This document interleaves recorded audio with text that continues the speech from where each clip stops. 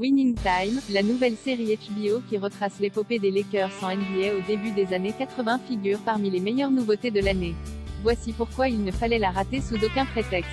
C'est un fait bien connu, les films et les séries traitant d'un sport, football, basket, baseball, boxe, sont en général bien plus que de simples portraits d'une discipline athlétique. Du rêve américain poursuivi par l'étalon italien dans Rocky, au désir de dépassement de soi et des autres dans Rush, ou encore la quête du respect des héros de Rasta Rocket, chacune de ces productions nous rappelle que ce sont les hommes et les femmes qui incarnent les valeurs sportives par leurs imperfections et leur doute dans la victoire comme dans la défaite.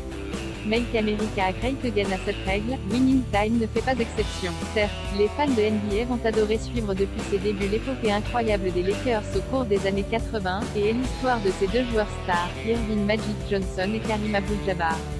La série HBO retrace également le rachat de l'équipe par le magnat de l'immobilier Jerry Buss, un homme d'affaires excentrique prêt à miser une somme colossale qu'il ne possède d'ailleurs pas, sur la seule foi d'une victoire de son équipe. Quand la défaite n'est pas possible, on ne peut viser que la victoire.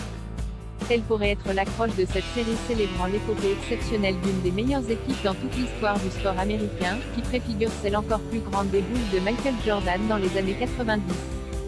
À ce portrait d'une équipe flamboyante s'ajoute celui d'une Amérique, quant à elle en pleine renaissance suite à l'élection de Ronald Reagan, l'ancien acteur et gouverneur de Californie, membre du Parti républicain, milita pour le rétablissement d'un modèle de puissance américain, grâce notamment au slogan Make America Great Again, rendre à l'Amérique sa grandeur, repris plusieurs décennies plus tard par le président Trump. Les morceaux d'un homme au-delà de l'aspect sportif, Winning Time aborde également des sujets sociétaux tels que la place des femmes dans un environnement majoritairement masculin et ouvertement sexiste.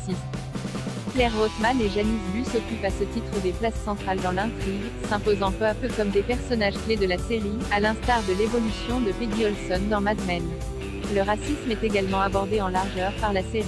Alors jeune rookie évoluant pour sa première année en NBA, Magic Johnson va découvrir l'intensité du basket de haut niveau, mais également le poids que représente sa notoriété aux yeux de la communauté afro-américaine.